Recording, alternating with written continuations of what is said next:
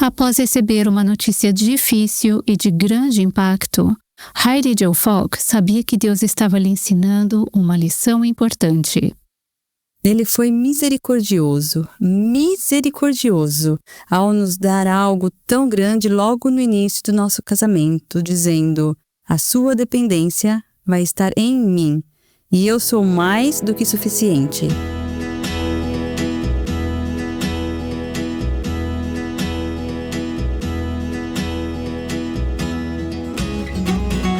Este é o Aviva Nossos Corações, com Nancy DeMoss Wogemuth, coautora do livro Deixe Deus Escrever Sua História, na voz de Renata Santos.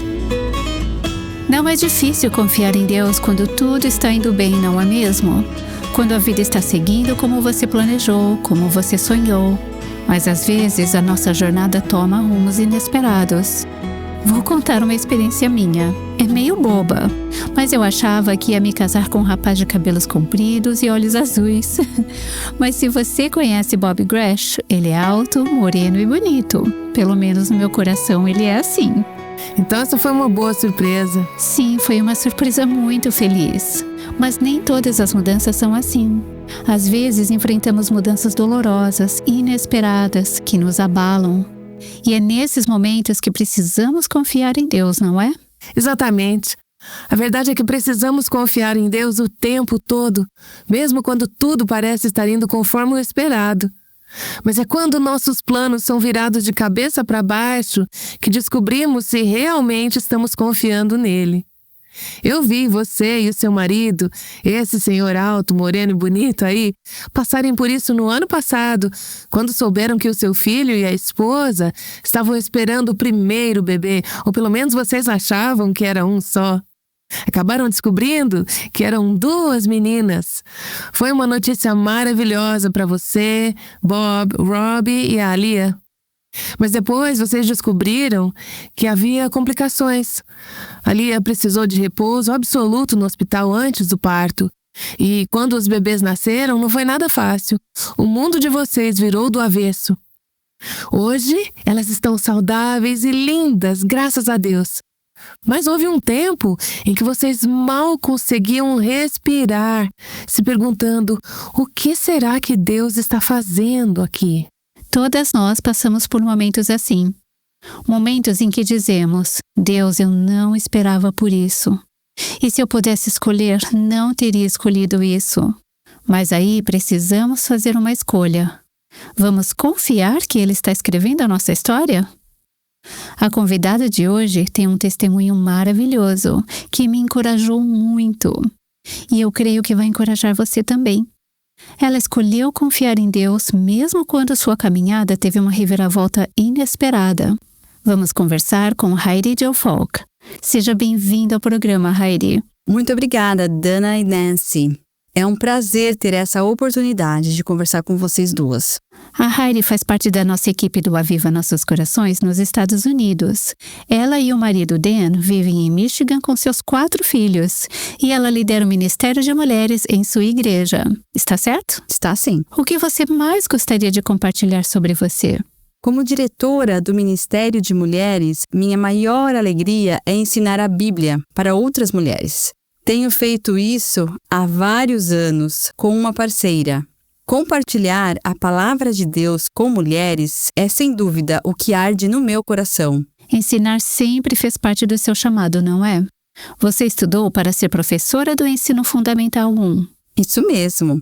E tive o privilégio de fazer meu estágio com a mesma professora que tive na primeira série. A professora que ensinou você quando era criança? Sim, senhora. No meu primeiro dia na sala dos professores, eu me sentia uma aluna novamente e pensei: não acredito que possa entrar aqui, que incrível! Era na mesma escola onde você estudou? Sim! Que legal! Sim! E essa professora contava para os alunos histórias sobre mim quando eu era aluna dela. Foi uma troca muito especial que tivemos. Deve ter sido muito doce para ela também. Foi sim. Acho que foi uma alegria e um encorajamento para ela saber: puxa, essa aluna em que investi tantos anos atrás agora está sabendo ler de verdade. Isso, exatamente. E agora vai ensinar. Eu amo isso. Você sempre quis ser professora? Quando decidiu, é isso que eu quero ser? Sim, eu sou aquela típica filha mais velha. Deixe-me adivinhar, porque eu também sou. Quando era criança, você brincava de escolinha e sempre queria ser a professora? Com certeza, sou a mais velha. Tenho um irmão mais novo e também sou a mais velha entre todos os primos. Fazia todo mundo ir para minha sala de aula, no porão de casa, e dava aula para eles. Sempre aproveitei qualquer oportunidade para ensinar, ser monitora, ajudar os colegas. Queria muito ensinar. Esse sempre foi o meu sonho, exceto por uns 6 meses na 4ª série, em que eu queria ser astronauta. Mas logo passou e agarrava toda a chance que eu tinha de ensinar ou me preparar para isso. Meu sonho sempre foi ser professora, e não qualquer professora, mas professora da 1ª série, e também ser esposa e mãe. Esses eram os sonhos que eu estava buscando durante a faculdade e depois. Então tudo parecia perfeito. Você tinha se casado recentemente e estava prestes a começar seu primeiro trabalho como professora de 1ª série. O sonho da sua vida. Sim. Conta pra gente como foram os primeiros dias sendo professora. Eu estava absolutamente radiante. Não acreditava que era tudo tão novo. A escola tinha acabado de ser reformada e eu tinha minha própria sala, meu quadro branco, minha mesa. Fiquei emocionada quando recebi as 24 crianças na minha sala.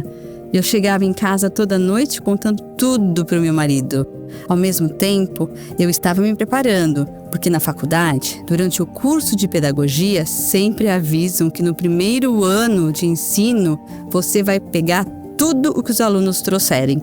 Resfriado, virose, qualquer coisa. Até criar imunidade, e é assim mesmo. Eu estava com dores de cabeça constantes e pensei, faz sentido. Estou começando um trabalho novo, em tempo integral. É tudo muito novo. Mesmo com toda a alegria, havia o estresse. A escola era nova, então tinha cheiros diferentes, ambiente novo. Não achei tão estranho assim estar com dor de cabeça todos os dias. Às vezes, vinha acompanhada de náusea. Como eu estava casada há menos de 18 meses, pensei, será que estou grávida? Fiz testes de gravidez, mas deu negativo. Depois pensei, será que estou com pouca cafeína? Comecei a tomar mais Coca-Cola à tarde, depois da aula. Mesmo assim, as dores de cabeça continuavam. Meu marido também tinha acabado de começar um emprego novo. E nosso plano de saúde ainda não estava ativo. Quando finalmente entrou em vigor, liguei para o clínico que nos foi designado, pedi uma consulta para entender por que eu estava tendo tantas dores de cabeça. E eles disseram, a próxima data disponível é em 6 meses. Logo percebi que eu não ia conseguir esperar. A gente chegou a ligar para o pronto-socorro e perguntar, podemos ir aí? Não é exatamente uma emergência, mas... será que podemos examinar e ver se é uma virose, alguma coisa? O que vocês podem fazer para ajudar minha esposa? Fiz meu marido ligar. Fomos ao pronto-socorro naquele mesmo dia. E graças a Deus, a médica que nos atendeu pensou no pior. Ela disse, você está tendo dor de cabeça todo dia. Tem só 23 anos. Vamos considerar que seja um tumor cerebral e fazer uma tomografia. E eu pensei... Ai. Pois é. Ela falou isso pra mim na hora. Eu achei que ela estava maluca. Pensei, eu convivo com 24 crianças todos os dias. Me dá um remédio e me manda pra casa. Na verdade, a tomografia não mostrou exatamente o que era, mas revelou que os ventrículos do meu cérebro estavam aumentados. Tinha fluido demais acumulado. Aí conseguiram marcar uma consulta médica rapidinho. Não precisei esperar 6 meses. Eles me encaminharam para fazer uma ressonância magnética. E foi nessa ressonância que revelou um tumor de 2,5 centímetros bem no centro do meu cérebro, na glândula pineal, bloqueando o fluxo de fluido no cérebro. Por isso, eu tinha dor de cabeça e náusea. A médica, que eu só tinha visto uma vez, só para ela pedir a ressonância, me ligou pessoalmente para dar o diagnóstico. Eu tinha um tumor. Você estava em casa quando recebeu a ligação? Estava. Meu marido e eu tínhamos ido... Meu irmão estudava na Academia Naval e jogava no time de futebol americano. Fomos assistir a um jogo dele. Quando voltamos para casa, fui direto para a igreja fazer um teste para uma peça de Natal. Enquanto eu estava lá, meu marido ouviu a mensagem da nossa secretária eletrônica dizendo que eu precisava ligar para a médica. Quando cheguei em casa, liguei. Sentada no sofá da nossa casa, com meu marido ao meu lado, ela me deu a notícia. Quando desliguei, ele já tinha ouvido algumas partes da conversa, então eu expliquei tudo para ele. Eu estava com consulta marcada para o neurologista no dia seguinte, mas a médica disse: não, você precisa ver um neurocirurgião, porque esse tumor vai precisar ser removido. E ligamos para os nossos pais. Como foi o clima naquele momento? Vocês ficaram em pânico? Sim, eu sou meio famosa, especialmente na minha juventude. Graças a Deus ele tem me refinado por reagir exageradamente, mas naquele momento o Senhor já estava sussurrando ao meu coração: eu confiei esse tumor a você. Por mais assustadores e intensos que tenham sido os dias, semanas, meses seguintes, desde o primeiro momento daquela ligação, eu tive uma convicção profunda de que Deus usaria aquilo para nos moldar. Contamos para nossos pais, depois ligamos para o nosso pastor. Frequentávamos aquela igreja havia apenas 8 meses. Compartilhamos as notícias para que as pessoas começassem a orar. Sabíamos que precisaríamos de uma rede de intercessores ao nosso redor. E louvado seja Deus, Ele nos deu tantas pessoas que oraram por nós. Antes de você continuar contando essa jornada, fico curiosa. O que te preparou para ter esse tipo de resposta? O que aconteceu na sua vida até ali que te fez ter essa paz e essa decisão tão rápida de confiar em Deus? Eu me converti bem novinha, com 5 anos de idade. Mas por muito tempo, minha fé era rasa e superficial. Foi na faculdade que comecei a receber ensinamentos na palavra de Deus de um jeito novo. Estudei numa universidade cristã e comecei a enxergar a profundidade e a riqueza das Escrituras. Comecei também a entender que tinha responsabilidade de viver aquilo, mesmo que eu não tivesse sido totalmente equipada pela minha família ou pela igreja na infância. Graças a Deus, tenho uma família cristã, mas mesmo que eu não tivesse tido tudo o que achava que precisava dos outros, ainda assim era minha responsabilidade viver e crer na verdade da palavra de Deus. Às vezes é justamente a crise que Deus usa para nos ensinar a viver essa fé. Se nunca enfrentarmos dificuldades, não aprendemos a confiar em Deus da mesma forma. Exatamente. Eu sempre fui uma aluna muito dedicada, certinha. Comecei a namorar o meu marido aos 15 anos. Então, o relacionamento estava encaminhado. Sempre quis ser professora. Já estava empregada. Eu achava que sabia como minha vida ia ser. E ela estava indo conforme o planejado. Estava tudo acontecendo conforme esperado. E aí, recebi essa notícia, que foge totalmente do meu controle. Eu deixei de ser a filha mandona, a prima mais velha, que sempre tomava as rédeas, e me tornei totalmente dependente de Deus. E como era bem no começo do nosso casamento, aquilo também transformou tudo o que eu pensava sobre casamento, porque passei a depender do meu marido de formas físicas, emocionais, espirituais. Conta mais sobre isso, porque mesmo quando escolhemos confiar em Deus, os tempos difíceis ainda doem. Como isso impactou seu casamento, seu trabalho, seus sonhos? A cirurgia foi marcada para 2 semanas depois da descoberta do tumor. Então, na prática, isso significava conseguir um substituto de longo prazo na escola. Meu marido teria que tirar licença do trabalho. Tínhamos que resolver as questões com o plano de saúde. Além da doença, tínhamos que lidar também com todas essas coisas. Mas Deus agiu de maneira tão milagrosa. Ele providenciou uma professora substituta que tinha estudado na mesma faculdade que eu. Providenciou um chefe para o meu marido que dizia, toda vez que ele ia trabalhar: vai para casa, fique com a Heidi. E nos deu um médico que na época era um dos 2 únicos em todo o estado de Michigan que conseguiam operar na região onde o meu tumor estava. E foi justamente esse médico que nosso plano de saúde nos designou. Você está dizendo que dá para confiar em Deus para escrever a nossa história? Acho que dá, sim. Eu diria até que, quando a gente não confia em Deus, é mais difícil enxergar os milagres. A gente fica tão focada no que está errado, no que está doendo, que não consegue ver o que Deus está fazendo. É verdade. Mas quando escolhemos confiar em Deus, Ele nos dá olhos para ver a sua mão agindo. Isso é muito bom, Dana. É exatamente isso. Eu tinha só 23 anos. Ainda estava aprendendo a ser esposa e também o que significava ter uma fé madura. Tinha minhas dúvidas sobre Deus, sim. Tinha dúvidas sobre como viver a vida cristã. Mas Deus foi misericordioso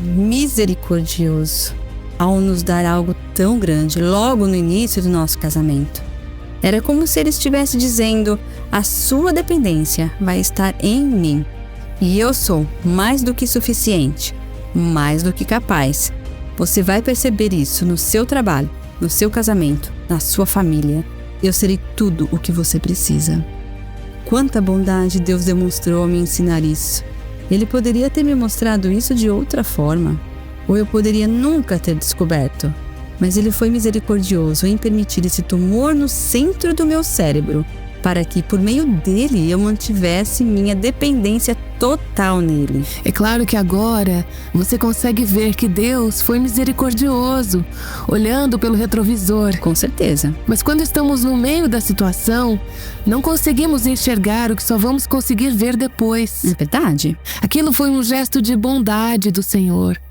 Acho que isso é algo muito importante lembrar quando estamos no meio da crise. Vai chegar o dia em que eu vou olhar para trás e enxergar no retrovisor aquilo que hoje eu não consigo ver. No momento do sofrimento, tudo que eu tenho é a fé nua e crua. O que eu não vejo, Deus vê. O que eu não sei, Ele sabe. E mesmo em meio a lágrimas, ao mistério, à incerteza, o seu testemunho agora, olhando em retrospectiva, é algo que pode nos ajudar quando estivermos no meio da dor.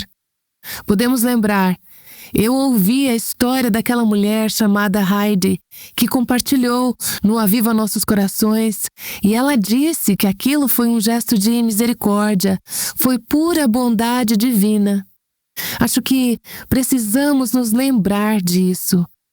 Vai chegar o dia em que eu vou olhar para a minha situação atual e perceber que isso também foi uma obra misericordiosa e um ato de amor de Deus na minha vida. Sim. No meio de tudo, o que a gente pode fazer é dar um passo de cada vez, recebendo cada parte do que Deus está revelando, mas com certeza de que existe esperança de misericórdia, esperança de propósito. Acho que isso nos dá forças para continuar, passo a passo, e renovar nossa perspectiva. Você comentou que sonhava em ser esposa e esse sonho foi abalado com a luta contra o tumor no cérebro. Você também sonhava em ser professora e isso foi afetado. Você teve que sair da sala de aula por um tempo. E os seus sonhos de ser mãe? Que tipo de medo ou impacto você sentiu por causa disso? Uma das grandes coisas que aconteceram foi que depois da minha cirurgia, quando retiraram o tumor, que graças a Deus era benigno, meu cérebro não aprendeu a drenar o líquido corretamente. Então, um mês depois da cirurgia, precisei colocar um tubo de derivação que drena o líquido do meu cérebro até o abdômen. Quando descobrimos que esse tubo seria necessário, eu já comecei a perguntar, será que isso vai me impedir de ter filhos? Mesmo sabendo que o bebê não se forma exatamente na barriga, mas é tudo naquela região. Os médicos disseram, não, mas queremos que vocês esperem cerca de 1 ano antes de tentar engravidar. Mesmo sendo benigno, queremos garantir que o tumor não vai voltar. 1 mês depois da cirurgia, voltei a dar aulas. E 1 ano após a cirurgia, fomos liberados. O tumor não havia voltado, o tubo estava funcionando bem. Recebemos autorização para começar a tentar engravidar. E com muita misericórdia, Deus nos deu um sim. Logo no primeiro mês. Mas com 9 semanas de gestação, descobrimos que havíamos perdido o bebê. Passar pela perda do nosso primeiro filho, especialmente pouco mais de 1 ano depois da cirurgia, foi extremamente difícil. Durante o tempo do tumor, eu tinha sentido muita graça, misericórdia e paz vindas do Senhor. Mas com a perda do bebê, eu não senti nada disso. Na verdade, comecei a me culpar, achando que talvez eu não tivesse aprendido algo importante na provação anterior, que talvez eu não tivesse feito algo certo. E por isso Deus teria tirado meu filho, como se fosse um castigo. Mas isso era pura mentira. Graças a Deus eu tinha amigas ao meu redor. Confessei esse medo a uma delas, que falou comigo com verdade, amor, compaixão, dizendo que aquilo não era um castigo de Deus. Foi mais uma oportunidade de perceber minha total dependência do Senhor. Eu não tinha controle sobre minha saúde, não tinha controle sobre meu casamento. E agora, também não tinha controle sobre minha maternidade. Cada dia mais eu entendia que Deus estava totalmente no controle e que Ele poderia ser glorificado em mim da maneira que Ele escolhesse. Não da forma como eu imaginava, mas da forma como Ele quisesse. Em algum momento você se sentiu tentada a ficar ressentida com as escolhas que Deus estava fazendo na sua vida? Não exatamente ressentimento, mas eu sentia pena de mim mesma. As realidades práticas da vida que eu tinha que encarar por causa do tumor e suas consequências físicas, e agora também pelas consequências físicas da perda do bebê e ainda o medo de passar por um tempo de infertilidade, tudo isso me fazia sentir pena de mim. Tipo assim, poxa, eu tive uma boa atitude com o tumor. Por que o Senhor não me dá um bebê agora? Era mais um sentimento de autocomiseração do que ressentimento. Algo como, eu já enfrentei uma coisa difícil, por que outra agora? E como o Senhor te conduziu nesse processo de confiar na bondade, fidelidade e sabedoria dele, mesmo em uma história que não fazia sentido? Foi na misericórdia dele que ele colocou amigas ao meu lado e a sua palavra para começar a renovar a minha mente. A primeira vez que fui contar meu testemunho sobre o tumor foi 2 dias depois de descobrir que tinha perdido o bebê. Não estou dizendo que naquela noite tudo se resolveu e que segui em frente sem dor. Na verdade, a conversa de culpa que eu mencionei aconteceu depois disso. Mas eu aprendi uma verdade muito, muito importante. Declarar a verdade de Deus, mesmo quando eu não estou sentindo vontade, é algo extremamente poderoso. Eu escolhi continuar dando meu testemunho, porque estava aprendendo essa lição essencial. Declarar a bondade e a verdade de Deus, mesmo quando o coração está pesado. É fundamental na minha caminhada com Ele. Eu tinha planejado usar versículos em 1 Pedro, capítulo 1, de versículos 6 a 7. E eu li esses versículos, mesmo carregando aquele bebê que já não estava mais vivo dentro de mim. Me levantei e disse: nisso vocês exultam, embora no presente, por breve tempo, se necessário, sejam contristados por várias provações, para que, uma vez confirmado o valor da fé que vocês têm, muito mais preciosa do que o ouro perecível, mesmo apurado pelo fogo, resulte em louvor, glória e honra na revelação de Jesus Cristo. Esses versículos continuavam verdadeiros, mesmo com a grande perda do nosso primeiro filho. A verdade sobre as provações que passamos com o tumor cerebral e agora, mesmo parecendo pouco tempo depois, com mais uma perda, outra prova. Deus continuava sendo bom. Ele ainda estava realizando a sua glória em mim e por meio de mim. E eu sabia que era essencial declarar isso. Uau! Harry Joe, há tanta força na sua voz enquanto você conta essa história. E também é um princípio poderoso que vemos nas nossas próprias vidas e ouvimos de tantas outras mulheres. O poder de declarar a verdade sobre Deus, sobre a sua palavra, sobre os seus caminhos, mesmo quando nossas emoções estão gritando o contrário. Aqui, no Aviva Nossos Corações, costumamos dizer: aconselhe o seu coração com a verdade E isso significa dizer: eu afirmo que o que Deus diz é verdade. Eu rejeito as mentiras. Eu vou proclamar sua fidelidade e sua bondade, mesmo quando a minha vida parece ser exatamente o oposto. E você acabou de ilustrar lindamente o poder da verdade que nos liberta. E essa história não acaba aqui, tem muito mais. E segunda-feira vamos continuar ouvindo a Heidi. Nancy, acho que esse é um bom momento para fazermos uma pausa e perguntarmos ao nosso próprio coração. Diante das dificuldades que estamos enfrentando agora, dos sonhos frustrados, das decepções, será que estamos escolhendo abrir a palavra de Deus e declarar a verdade, mesmo sem sentir vontade?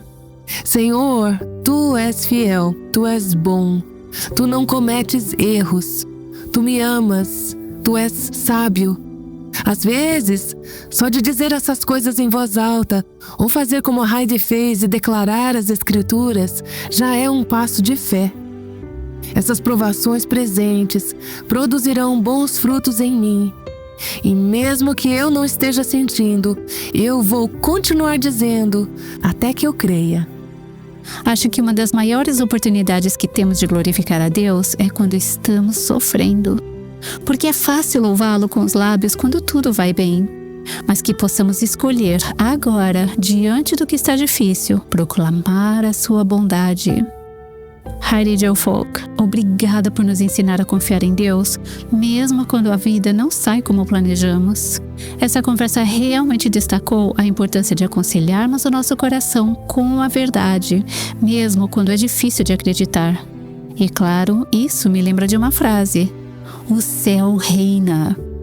É uma expressão tirada da Bíblia e Nancy costuma repetir bastante.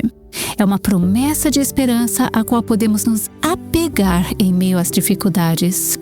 Quando tudo parece fora de controle e sentimos como se Deus estivesse distante, podemos falar a verdade para o nosso coração. O céu reina. Como a Nancy mencionou, Heidi Jo estará de volta na segunda-feira para continuar compartilhando sua história. Vamos ouvir como Deus usou tudo isso para alcançar outras mulheres e como Ele deu a ela uma paixão pela palavra.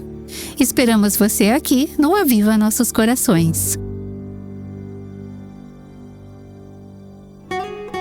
O Aviva Nossos Corações é um ministério em língua portuguesa do Revive Our Hearts com Nancy DeMoss Wogemuth, sustentado por seus ouvintes e dedicado a chamar mulheres à liberdade, plenitude e abundância em Cristo.